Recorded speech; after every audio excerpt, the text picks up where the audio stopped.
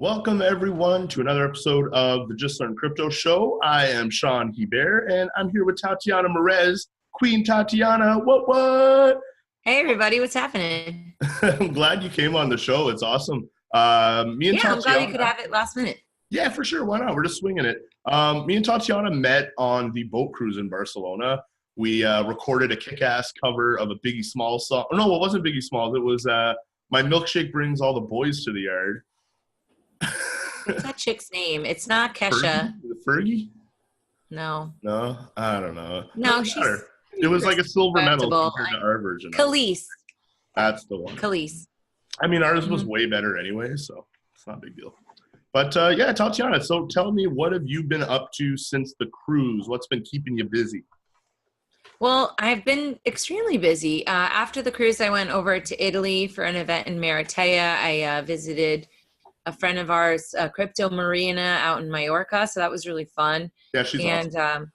Yeah, I'm sad that I missed Malta this year, but then I came back home. I did the Bob Murphy, Tom Woods, Contra Krugman cruise. Cool. So that was like an economics cruise that was supposed to go to Mexico, but there was a big storm and they diverted us to San Francisco, which, I mean, San Francisco is a great city, but if you're thinking you're going to Mexico, you don't want to go to San Francisco. Those are like completely different places.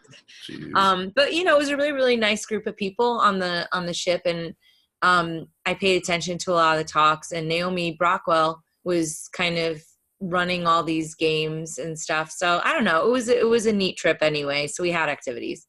Awesome. And then I went over to San Diego, which is where like we docked. And then from there we went to Las Vegas, and I went with Sasha Hodder. I don't know if you know Sasha. She's also Canadian, from the Hodlcast. And so she and I, we went to the World CryptoCon, and we stayed with my friend Kingsley from Block 16 and Aaron Nakamoto. And so we did some fun content and played around there. So that was actually really an interesting event.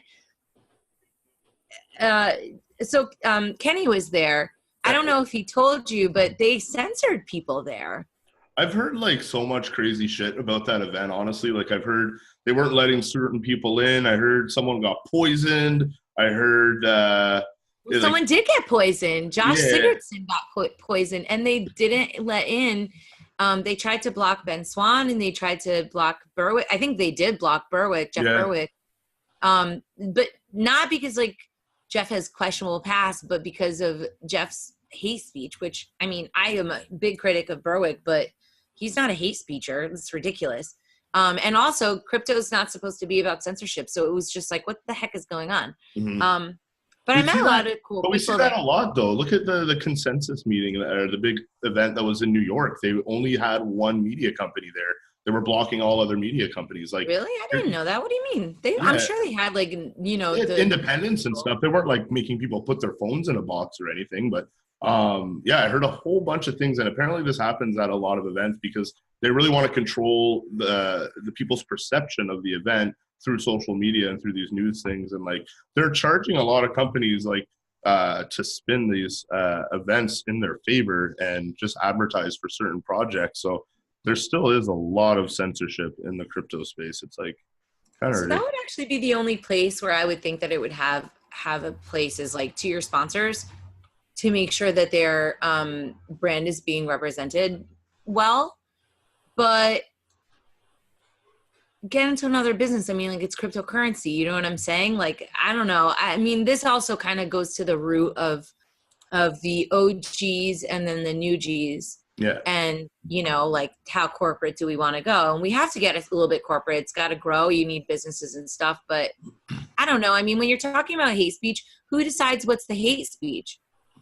You know what I mean? Like, people getting offended, I guess. Slippery slope. Well, no. And so this is what's funny is, so they had a safe space supposedly, but I couldn't find it and I needed it. And the reason why is because there was like one of the booth babes gyrating around on the floor and literally like a G-string, like see-through lingerie thing, which I get it. It's Vegas, but don't give me this crap about a safe space and don't tell me about censorship and you're going to have some chick hoeing out on the floor. Yeah. You know what I mean? Like, it's just completely like, I don't know, whatever. So not a fan of that part, but it's not easy to get people to come out. And I know a lot of cool people worked hard on it. I know Lynn Ulbricht She had a lot of nice things to say about how she was treated and stuff. Especially like by, I guess, the main guy, Adam. She said he was really, really nice. So that's always makes me happy when I see events supporting Free Ross. So that was cool. But yeah, I don't know. And now I'm back in New York. There was a World Crypto Con last week. I mean, that's not the name of it, but some sort of crypto event. But Rick Willard threw it. So, you know, keep him busy. Sweet. That's awesome. Yeah, I've been really busy too. How did you have a cool story? You've been in crypto like for a long time, since 2014 was when you launched your Tatiana Coin. Am I right there? Yeah. So I bought my first I bought my first Bitcoins in 2012, thanks to Tony Galippi and Stephen Pear from BitPay. So I gotta give them props. But yeah, in 2014, I did Tatiana Coin. And I mean, did you want me to kind of give like my backstory for your audience, I guess? Yeah, sure. I want to hear what got you into Bitcoin? Like what made you interested in it? I mean, were you always kind of in that, did you have like a rebellious attitude prior to getting into Bitcoin? Were you like, fuck banks before that? Or like, did it kind of get even bigger? F the banks. I think anybody with any banking experience has said that at some point. I just saw Josh from Voltoro, and the company shirt is F banks. I love it. Yeah, I try not to curse in public, so you know what? I don't believe in censorship. I mean, I honestly, like, there's an episode of Trailer Park Boys where Ricky's in court and he's trying to defend himself, and the judge keeps giving him shit for swearing, and he's like, you know what? He's like, I'm supposed to be able to defend my fucking self. If I can't swear and I can't fucking smoke, how can I defend myself? It's a breach of my rights. You're not like, I'm self-censored. I believe that as a public representative of music, I should be at least trying to not be a cussing maniac. I mean, in my private life, you've hung out with me, you know that I do. Anyway, the point is that Josh has got this F Banks shirt, and dang it, no, I forgot. Forget it. That's it. That's the end of the story. It was a really great story. But you're Josh, welcome, audience. Well, you were telling me about some guy named Tony getting you into Bitcoin. Oh yeah. Okay. So this is how I got into Bitcoin. So before I was in Bitcoin, I was really interested in using music as a way to change the world, and also in figuring out what would be the best way to organize humanity. I was always really interested in that. I'd read a lot of different dystopian novels growing up. Really influenced by a lot of singer-songwriters from the 60s and the 70s, saw how they used music to bring about this great shift. But I didn't feel like my own generation really had anything in terms of, I don't know, an ideology or anything I could get behind, until I found out about Ron Paul. And so in 2011, I had known about Ron Paul in 2008. I'd been politically active. I liked Dennis Kucinich, but in 2011, I found out about the Federal Reserve. And to me, that was the tipping point, right? That was the, moment where you wake up. And I saw the Federal Reserve as my arch enemy, and I knew who they were, and I was coming for them. And so I got really, into the Ron Paul movement, and I got lucky, and I got to do all these really big, fancy gigs for like thousands of people all around the country. I got swept up in the Ron Paul wave. But during that process, I learned that the media is completely blacking him out. It's a total joke, rigged job, 100%. And that the political parties were changing their own rules in order to keep him out of the thing. So if your elections are not real, and if the media is a bunch of BSers, you're not going to bring about global change by electing a president. Like, I don't care about the president. I think it's kind of funny what happens. I mean, I mildly care because it seems... How can you not think it's funny? Important. Donald Trump is running America. That's great. I think it's wonderful. And this is why, because it's funny. People should laugh at the office of the president, or the idea that somebody out there should be telling us all what to do. But hopefully, people learn that anarchy or libertarianism doesn't mean chaos. That doesn't mean no rules. It just means that they're not enforced with guns and like people that are bad at it and in charge. Yeah. Corrupt parties shouldn't, a small amount of corrupt people should not be governing millions of people. It's literally comes down to that simple. Certainly not. So then after the 2012 election, I got my first Bitcoins, and then I started getting more into Bitcoin. And I learned just how impactful it would be on the world, and, how it could actually do a lot more than even music could for a worldwide impact. And so that's why I threw a lot of my support behind that. And I liked that it wasn't as political. It was libertarian without being libertarian, you know, not having to talk about the labels and just getting down to actually fixing problems and providing solutions.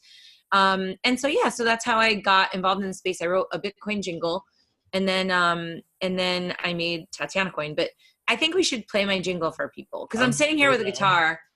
And for those of you that are at home, I was rehearsing my new Paula Abdul song. I want to hear the Bitcoin song. Yeah, exactly. No one cares about Paula Abdul yet. I'm going to bring it back.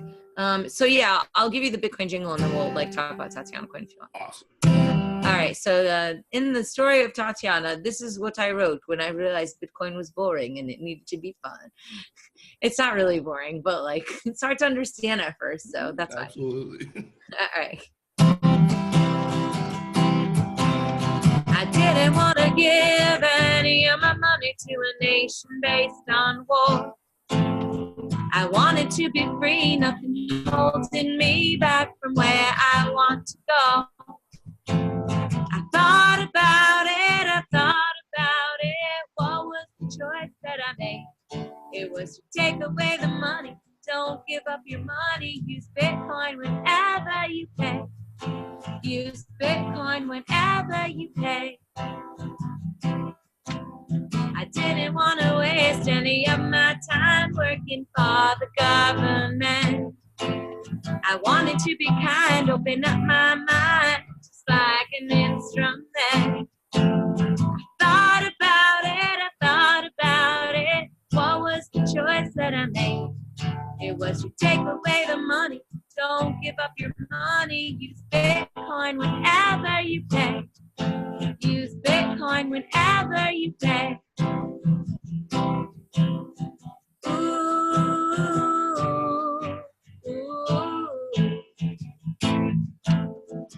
What a little crypto can do. No longer a slave.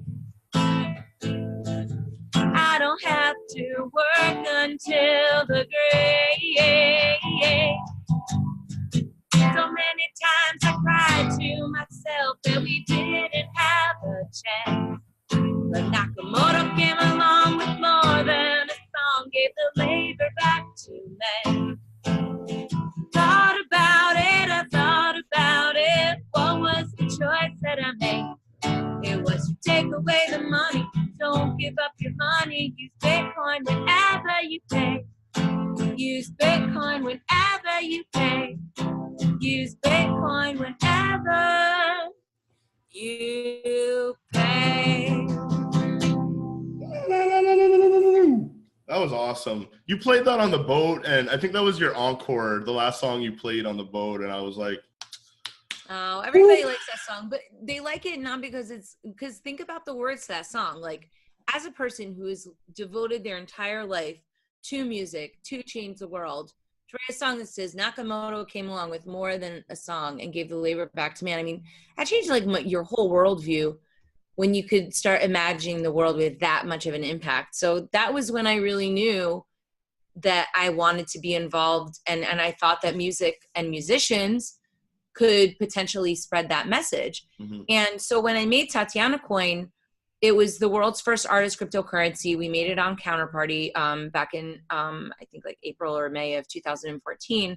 And part of it was in order to have me supported by my fan base and create like a direct connection, because with all the censorship of Facebook and with all the limitations of simple crowdfunding, crypto was like, especially now you can see it, a really natural evolution. Mm-hmm. But I also thought that artists could talk about cryptocurrency's potential impact in a way that other people couldn't. Number one, they're natural messengers. And number two, you know, if you work for a bank or if you work at a corporate place, you can't talk a bunch of smack on the government. You can't like talk a bunch of crap on the banks. Like, it's not really like a suggested professional behavior. Yeah. But if you're an artist, you can really talk about the real things that matter to people, and you can say really radical things, and people like you because you make music. So, you know, you automatically are way closer with them than just the average person. So my angle was, if you can get a bunch of artists to make different artist coins or get involved with crypto, and I mean, you know, lots of people are using this technique too, you can get more messengers And also like with Tatiana Coin, if somebody had a Tatiana Coin wallet, then they'd have to have a Bitcoin wallet. And if the world economy collapses, they can all thank me because they'll have their stuff already set up. So So grab those are some of my So how can motivators. people get Tatiana Coin? Like where is it available?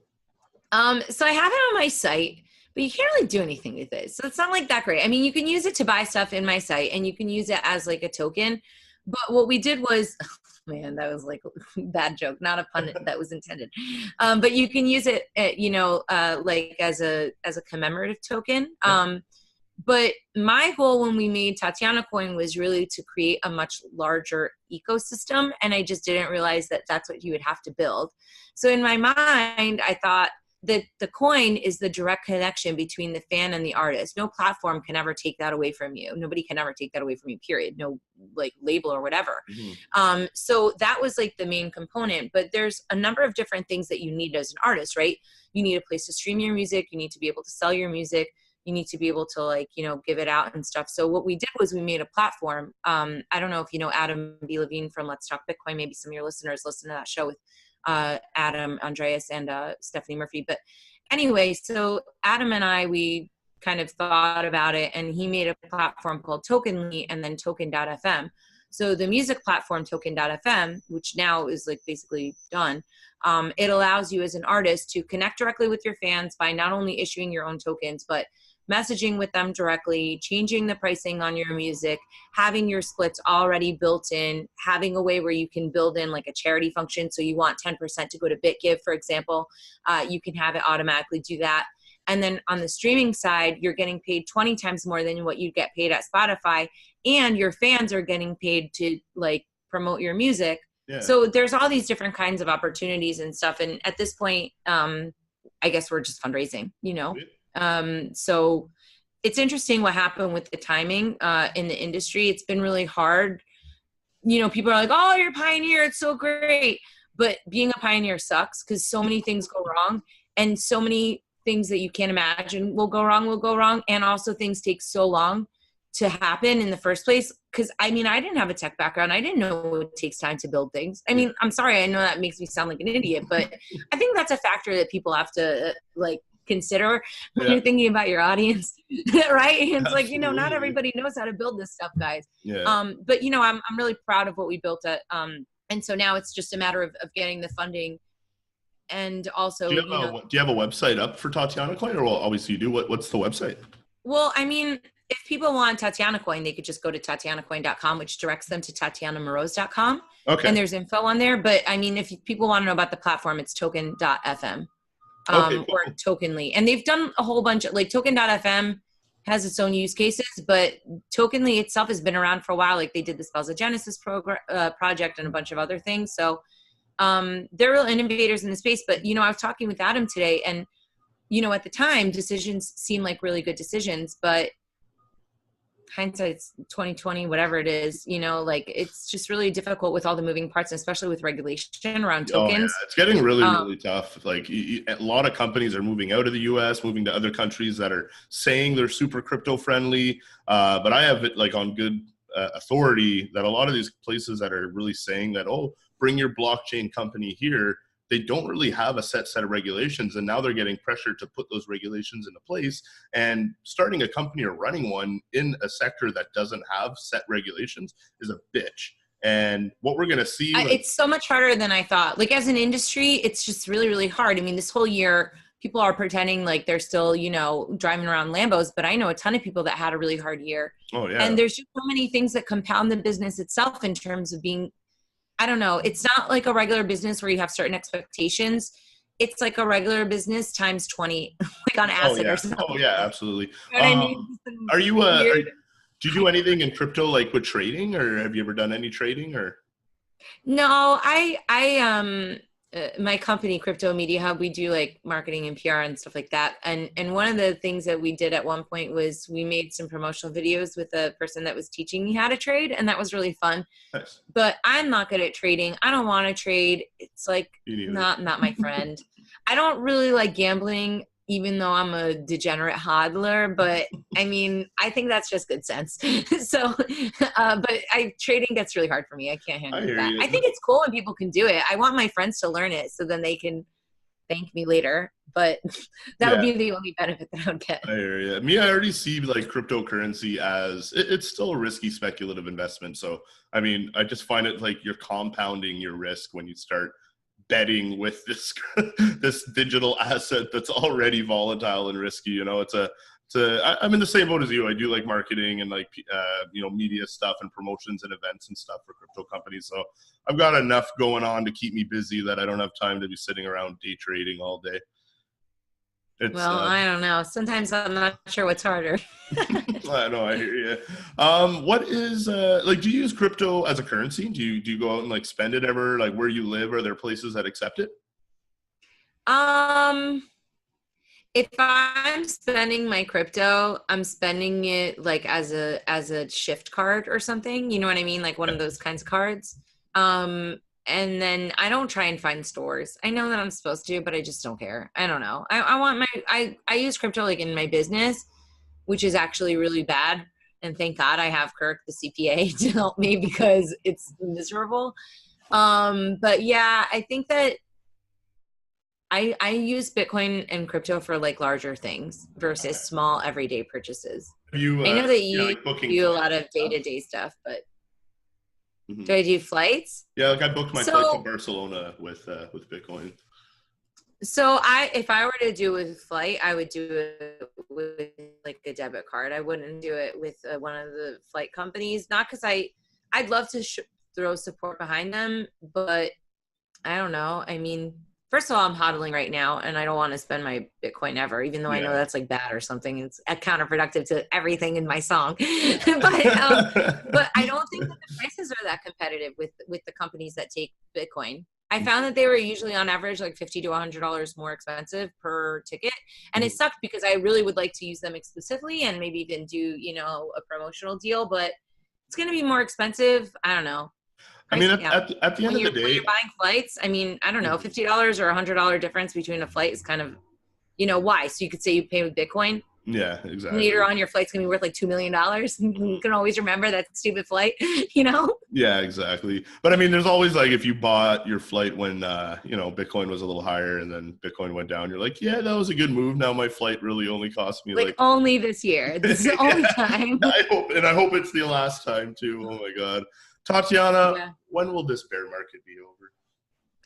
I don't know, but I'm not okay. So I have come to accept something. I should have come to accept this sooner, but about 2 or 3 months ago, I was just like, okay, this ain't ending anytime soon. So I'm thinking a year or two of misery. I'm just giving it like the long call, because then I don't know. Plus, like, I kind of like it when things are bearish, because as an artist, I'm like a scrounging little animal, I probably shouldn't put it that way, but you know what I'm saying? Like, I'm good when I'm good when things are bad. Like when things are lean, I'm like, oh, this is it. I'm good at like when I was little, normal girls are like playing Barbie, and I would play Barbie Lost in the Forest. So like Barbie would have to like forage for food, and she would have to wear toilet paper clothes because we don't have fashion, high fashion in the woods, and there's a hurricane coming. So like that's the kind of person I am. So I'm buckling down. I'm ready to rich soon, but this is just a good time to collect some Bitcoin and build, right? Yeah, I mean, I don't know. This is I hope it stays. The OGs hang. Mm-hmm. I'm hoping it stays low. Let's not go that far. Slow your roll there, Buster. No, we don't want to jinx it. Drop it down even more. Give me $1,000 Bitcoin. Wow, you're bold. No, we've been like dancing around the 6,000 mark for quite a while, so I think it's gonna either go down, go up, or stay the same. That's always my prediction. These are great predictions. I mean, I'm right all the time. Come up with them? You must have a very scientific method. Yeah, I've got like 12 crystal balls, and I actually rub those crystal balls together, and that gives me that answer every time. I thought this was a kid's show. Absolutely not. If there's kids watching this, turn it off right now, please. You're already ruined. Why are your parents not watching you? Get some soap for your eyes. Oh, man. So tell me, have you ever lost any Bitcoin? You ever like fall for a Ponzi scheme? You ever not back something up or like forget a password? No, I have a website that I need to start called TatianaWasRight.com. Yeah. And I have Picture had a of you lot with of your head this big. No, I'm telling you, this wasn't even my idea. Stephanie Murphy, who's a doctor, said I should have this website. Okay. No, seriously, like for example, Galt's Gulch was my big scam, my big disillusionment and sad, like, oh no, the world is made up of like ponies and libertarians that are good. So Galt's Gulch, for those people that don't know, was like a libertarian land project down in Chile. People lost over $10 million. They didn't have the zoning for the land, and I got like dragged into that. But I got in there early, and I was sounding the alarm really early, and so nobody believed me. And so, yes, it may sound vain, TatianaWasRight.com, but I was right about a lot of these kinds of situations. And you know, when you're right about something and nobody thinks that you're right at the time, it really sucks. Because, you know, you feel like you're being gaslit, especially when you're surrounded by a scam and nobody else knows that it's a scam. So, I mean, I would say that that would be more my experience with scammers is something like from that front. But no, I haven't really. But that's like way more anything personal. Like I remember you like told me some of that story, and like it's way more personal what you went through than just someone sending some Bitcoin to a fake website and losing it. Like you were like devoted to this project. You moved out there. I was like traumatized. It was horrible. Yeah, it was like I was like destroyed for years. I mean, it was like, you know, there's like serious PTSD from there. But well, we're gonna do a JLC Fu to them. So who was this guy? What was the company called again? Oh, it's Galt's Gulch. We'd have to curse out Jeff Berwick and F Ken you. Johnson. F But you guys. you know what? Berwick just apologized a couple days ago and then went back to his same sinning ways seconds later. But you know, I got to give the guy credit. At least he's trying to make himself better.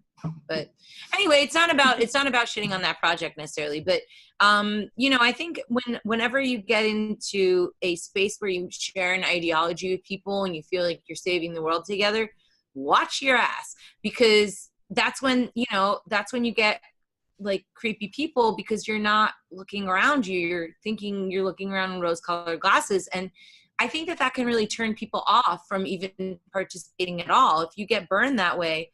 So my best advice to people is just don't think that all your heroes are your heroes, and you know, do your own due diligence and stuff like that. So I guess that would apply to crypto projects where you invest in the wrong thing, you know. Mm-hmm. All right, I have a non-crypto question for you. I'm ready. All right. Do you believe in schooling like university and college? Not particularly. I think it's good for some things. I think it's good for networking, but overall, I think people are wasting a lot of money on college. I hope that's the right answer. It seems like there would be one or the other that would work here. Yeah, no, I actually agree with you. And it's funny enough. I used to do fundraising for a charity company, and we used to do a lot of little like booths and do face-to-face marketing and fundraising at universities and colleges. And like, it's pretty damn easy to just walk into a classroom and sit down for a couple hours. Like, if you really want to learn something, like between YouTube and like, you can literally just walk into most university classes, like go network, get the school experience. But a lot of jobs, I think, are going to stop making it as big of a requirement. Like, it's like a work cartel. You know what I mean? Like, you have to have a college degree, and I get why they want one, but is it even worth anything? I mean, there's kids graduating college that can't even use spell check. Literally, like they don't use spell check, and you tell them to use spell check, and they still don't use it. That doesn't even happen.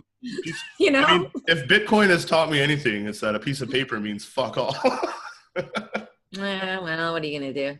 Not too much. But not everybody had the wonders of cryptocurrency like we do. We're very lucky. Where do you see crypto being in like 20 years, or like how much of what impact do you think it's going to have realistically over the next 2 decades?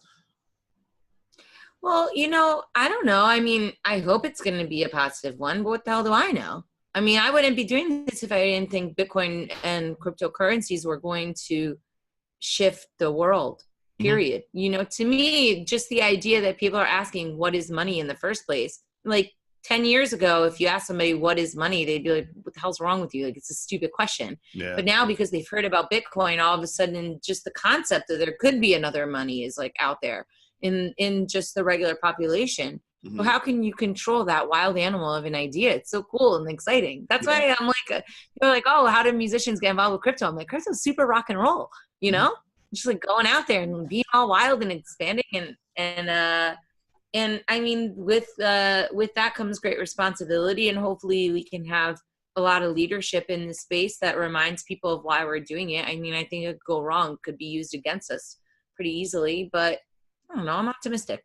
Me too. I mean, I really see like cryptocurrency being a global currency, whether it's Bitcoin or it's a new currency that comes up. Like, people need to realize how new this technology is. Like, all the companies that are out right now, they're the pioneers. Like, they're still forging the way. They're still trying to figure out how to create mass adoption. Like, at the end of the day too, I always find like people don't give a shit how a Visa card works. They just care that they can go somewhere and tap it and pay, and they know they're going to get a bill every month. Like, crypto needs to get to a point where like it's so easy to use that people aren't questioning how it works. They just understand that it works and that it's more secure and safer and quicker and cheaper, and takes out the third parties and puts a lot more privacy back into people's lives. Like, those are really the key points that need to be stressed. But it's not always cheaper.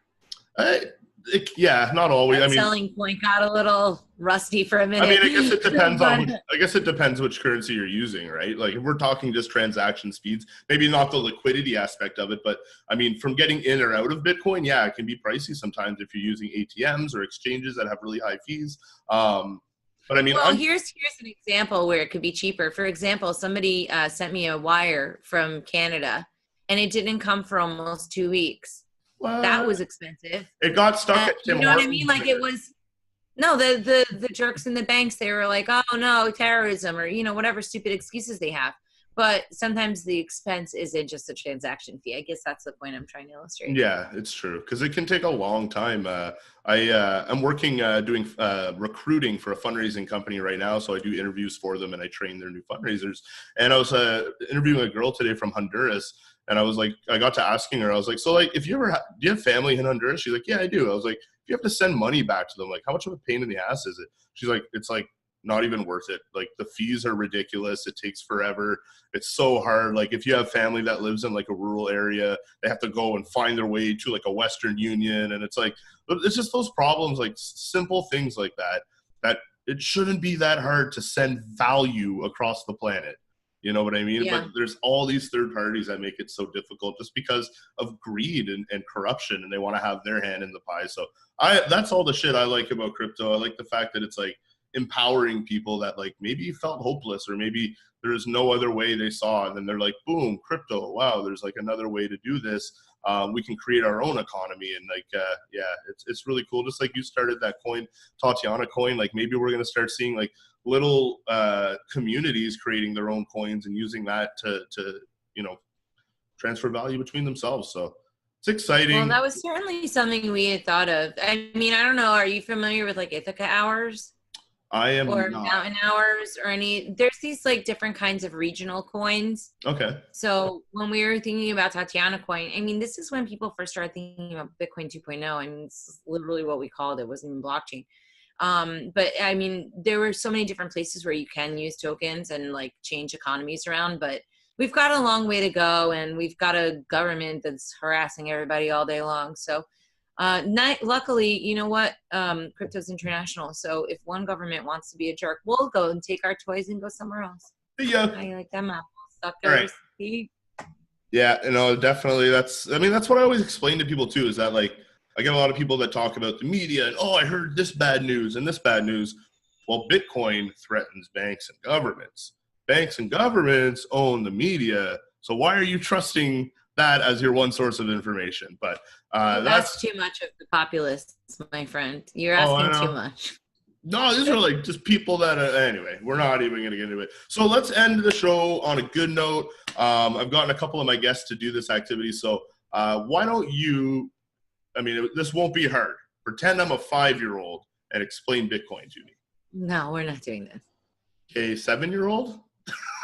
No, I don't want to explain Bitcoin to anybody. I want to say goodbye and say nothing else. You want to know why? Because I've been starving for 2 whole days. This is day 2. Oh yeah, you're fasting. All right. I'm on day 3. Well, we're going to wrap up the show then. Guys, check out her website. I'm going to have her social media links, her website in the comments below.